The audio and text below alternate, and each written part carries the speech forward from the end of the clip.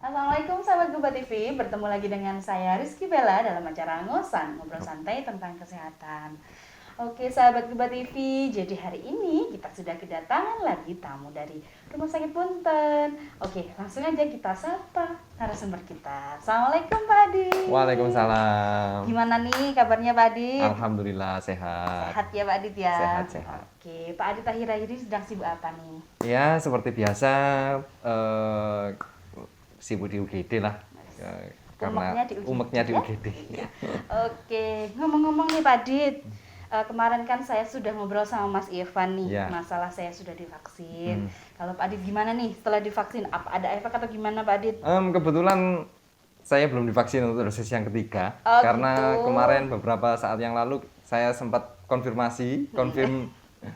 positif Oh, COVID ya. Jadi akhirnya untuk dosis ketiga harus ditunda dulu. Oh, Begitu. jadi harus ditunda dulu gitu ya? Tunda dulu.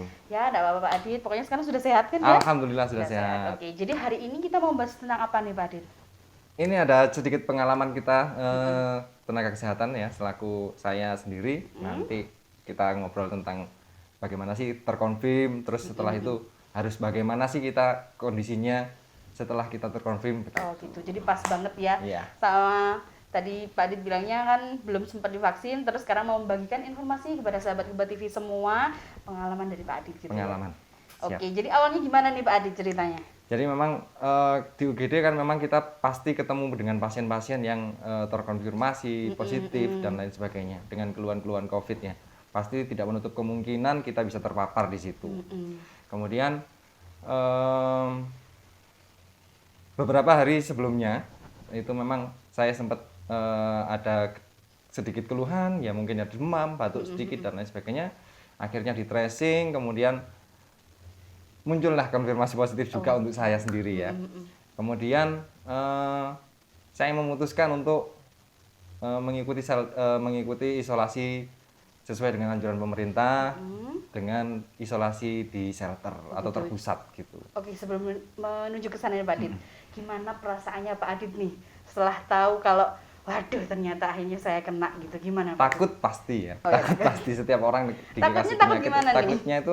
Takutnya adalah karena COVID ini kan memang penyebarannya juga cepat. Yang saya takutkan adalah muncul gejala beratnya. Alhamdulillahnya enggak sampai muncul gejala berat ya. Cuman ada batuk, demam begitu aja. Selain lainnya enggak ada. Oke, jadi ya mungkin gejala ringan yang bisa disembuhkan gitu ya Yang Pak bisa Adit ya? disembuhkan. Oke, jadi setelah itu jenengan sudah di tracing ya, Tracing, betul. di swab ya, Di swab. di swab kemudian muncullah hasilnya, positif, ya. Terus akhirnya gimana nih Pak Adit? Akhirnya saya mendaftarkan diri ke puskesmas setempat untuk mendaftarkan ke isolasi terpusat. Oh, Jadi nanti setelah terkonfirmasi di situ nanti akan diproses, kemudian mendaftarkan diri isolasi terpusat. Ya, saya diisolasi di sana selama kurang lebih 10 hari. Oke, apa yang mendasari Pak Adit nih? Kenapa Pak Adit langsung berpikiran, oh saya ini harus ke isolter lah gitu. Iya. Jadi apa yang dipikirkan? Pasti ya, yang dipikirkan adalah yang terutama ya, karena saya juga bekerja, kemudian dengan resiko yang besar, pastinya saya tidak ingin adanya penularan ke keluarga, Oh, iya, terutama betul. seperti itu. Betul. Jadi itu yang mendasarkan pemikiran saya sehingga saya harus mendaftarkan diri ke shelter Iya. gitu. Karena kalau sudah di sana kan berarti sudah terpisah ya jadi keluarga ya. Terpisah betul. Baik, setelah saya mendaftarkan diri ke shelter, akhirnya saya memutuskan untuk berangkat ke sana. Kemudian saya diterima dengan baik ya. Ini sebetulnya bukan kita promosi untuk isolasi di shelter Oh loh iya ya. ya, bukan. Karena bukan memang dapat- saya memutuskan diri untuk mendaftarkan ke sana ya. Di sana sebetulnya saya diterima dengan baik. Kemudian di sana itu ada banyak fasilitas yang disediakan oleh pemerintah itu sendiri ya. Yang pertama, memang kita mendaftarkan diri itu pun gratis, tidak dipungut Gratis biaya ya. sepeser pun. Pemerintah memang menyediakan untuk masyarakat yang terkonfirmasi. Yang kedua, kita dapat makan di sana selama 3 hari, sehari 3 kali, sesuai dengan waktu isolasi yang ditentukan. Kemudian di sana juga disediakan pemantauan selama 24 jam oleh tenaga kesehatan. Jadi nanti kita di sana diberikan obat-obatan yang diperlukan, kemudian kita juga diperiksa gitu. Jadi ada tenaga Setiap medisnya hari, gitu ya Pak betul. Adit ya. Selama 24 jam ya. selama 24 Oke. jam. Gambarannya di shelter itu seperti apa Pak Adit? Gambarannya sebetulnya adalah seperti rumah-rumah biasa ya. Seperti kamarnya sih bagus. Kalau Kayak menurut saya kos-kosan gitu? kayak kos-kosan. Kalau di shelter di Kota Batu, ini satu ruangan ini ada 4 bed ya, yang susun begitu ya. Disusun 4 orang, ya pastinya kita dapat teman-teman baru di sana. Karena kita nggak punya kenalan sama sekali di sana, ketemu teman baru, kemudian aktivitas semuanya dengan orang-orang yang baru. Gitu.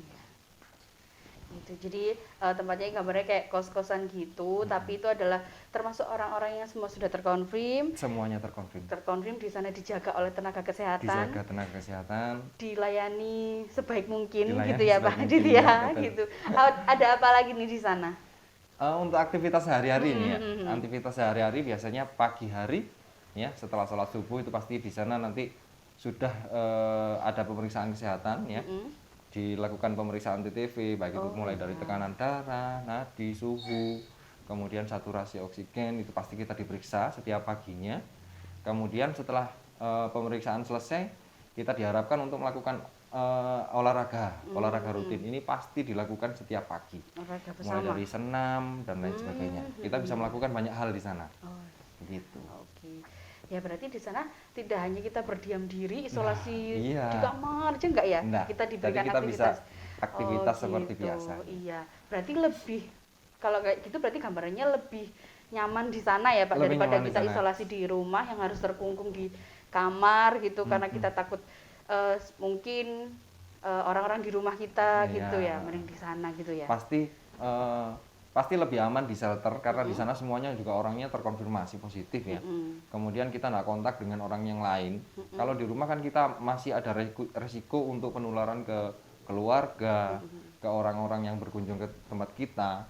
Dan kita juga nggak bisa harus aktivitas kemana, kita juga nggak bisa. Karena kita sedang isolasi mandiri, paling tidak kalau isolasi mandiri di rumah, kita hanya bisa aktivitas di kamar saja, pasti itu akan bosan.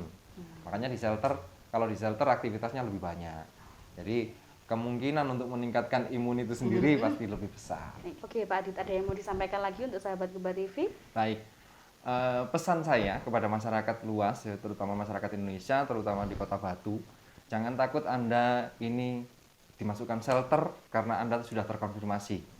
Di shelter bukan seperti neraka ya, yang jelas kita nanti di sana aktivitasnya lebih banyak, kemudian kesempatan kita untuk sembuh jauh lebih besar.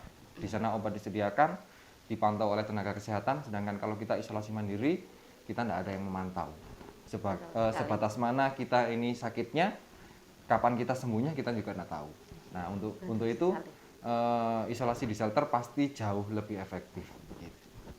Jadi jangan takut, gitu Jangan ya. takut untuk ke shelter gitu ya Pak Adit ya. Betul. Oke Pak Adit, terima kasih banyak ya Pak Adit ya, Sama-sama, Mbak sudah Bella. mau ngobrol santai nih dengan saya, sudah mau membagikan sharing pengalamannya Sharing kepada pengalaman. sahabat Geba TV semua gitu ya.